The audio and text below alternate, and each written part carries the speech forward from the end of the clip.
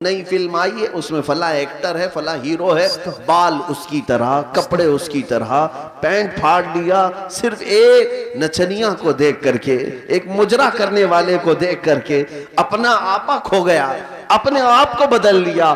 اور ہمارے گھر کی خواتین صبح سے شام تک سیریل کے سامنے، ٹیلی ویژن کے سامنے، اور خواب وہی سجا رہی ہیں کہ شاید ہمارا بھی گھر ایسا ہی ہو، ہمارا لباس بھی ایسا ہی ہو۔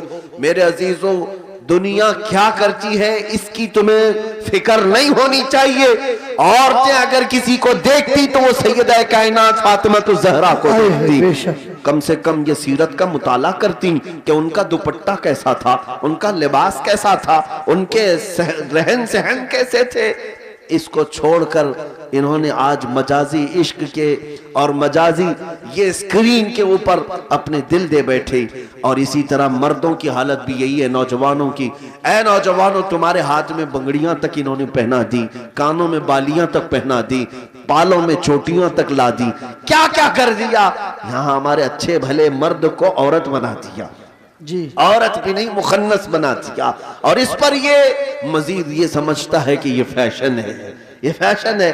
ارے ادھر سے ادھر سے پھاڑ کر کے پہننے والا، ننگا گھومنے والا اگر فیشن زدہ ہے تو پھر کتا اور بھینس بیل بکری یہ زیادہ فیشن زدہ ہے، بے شک، کیونکہ وہ تو کپڑے ہی نہیں پہنتے۔ اگر ننگا ہونا ہی فیشن ہے تو جانور سب سے بڑے فیشنیبل ہے۔ میرے عزیزو، جنگلی دنیا کو نہ دیکھو، جو جنگل راج بنانا چاہتی ہو ان کو نہ دیکھو۔ اگر تمہیں زندگی کے ایمان کے مزے لینا ہے تو مدینے والے کی طرح بے شک بے شک، نبی پاک صلی اللہ تعالیٰ علیہ وسلم کے اخلاق سے بڑھ کر کسی کے اخلاق ہے؟ نہیں، ان سے بہتر کردار کس کا ہو سکتا ہے؟ میرے عزیزو، آج دنیا اگر تم سے بھی منہ پھیر رہی ہے تو اس کی وجہ یہی ہے کہ تمہیں خود نبی پاک کی سیرت نہیں معلوم۔ ایک میں اپنی بات بتاتا ہوں تجربے کی۔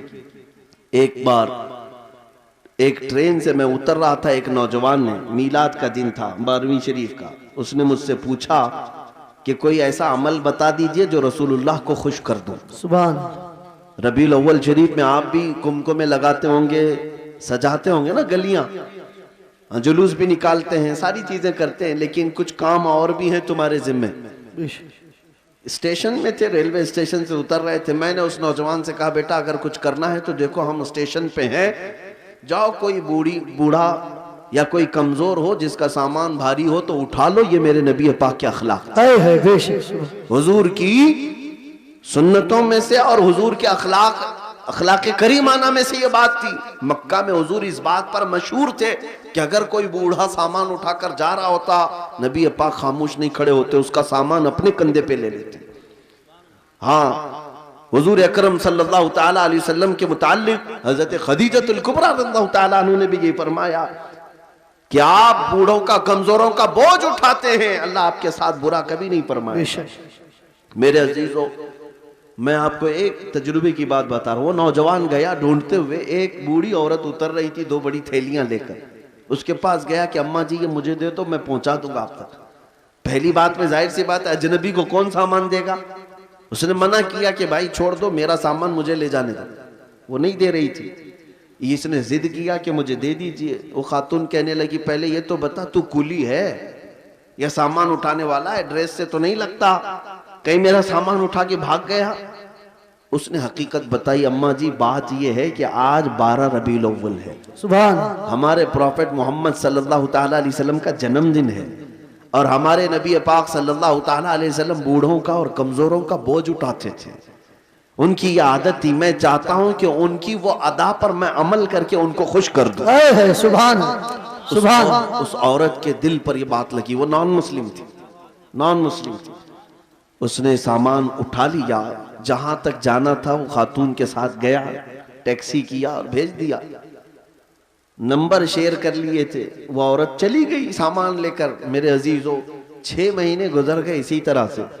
وہ نوجوان مجھ سے کہتا ہے کہ مجھے تو خبر نہیں تھی، بات آئی گئی ہو گئی، ایک بار اس طرح سے کسی کی مدد کر لیا، لیکن 6 مہینے کے بعد وہ ایک خاتون جو کرسچن تھی وہ فون کر کے کہتی ہے کہ بیٹا کیا حال چال ہے، تجھے یاد ہے ہم اسٹیشن میں ملے تھے اور تو میرا سامان اٹھایا تھا؟ کہا ہاں اماں جی یاد ہے۔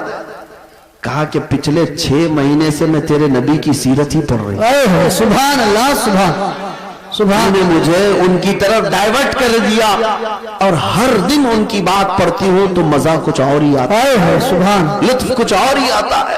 سبحان عزیزان گرامی وقار، آج بھی دنیا تمہارے نبی کو اگر پہچانے گی تو تمہارے اخلاق سے پہچانے، بے شک سبحان تمہارے کردار، تم ترجمان ہو اپنے نبی پاک، بے شک لہذا تمہارے یہ زندگی گزارنے کے طور طریقے ایسے نہیں ہونی چاہیے کہ دنیا تم کو دیکھ کر کے یہ کہے یہ نہایت گندے رہنے والے کہاں کس دین کی طرف بلائیں گے، نہ ان کے ہاں پاکیزگی ہے، نہ طہارت ہے، نہ صفائی ہے۔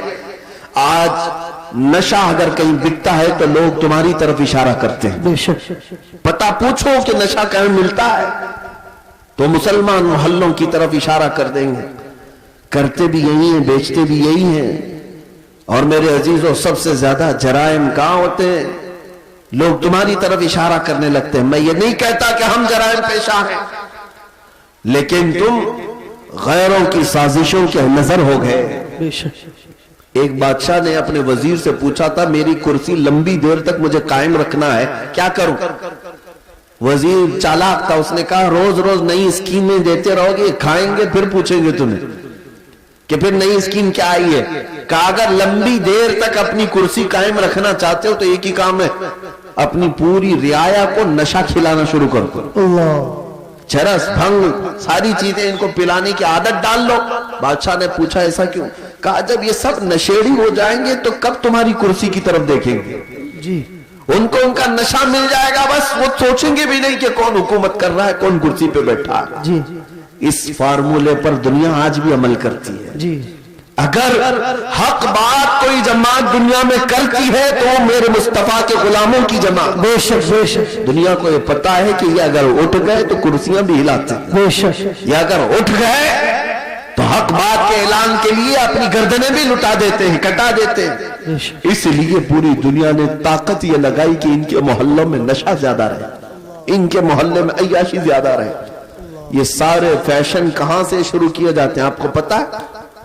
آج سعودی عرب پوری دنیا کا ٹارگٹ بنا ہوا ہے، اسرائیل وہاں اترا ہوا ہے، امریکہ وہاں اترا ہوا ہے، رشیا، UK سب وہاں اترے ہوئے ہیں۔ ہم تو اسے مرکز اسلام مانتے ہیں، مکہ مکرمہ اور مدینہ طیبہ ہونے کی وجہ سے، اس لیے نہیں کہ بادشاہی حکومت ہے، لیکن جن کو پوری دنیا میں اپنے فیشن پھیلانا تھا پھیلا دیتے، لیکن عرب میں کیوں گئے؟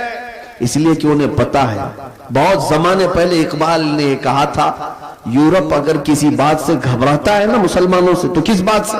یہ فاقہ کش موت سے ڈرتا نہیں ذرا، بے شک روح محمدی اس کے بدن سے نکل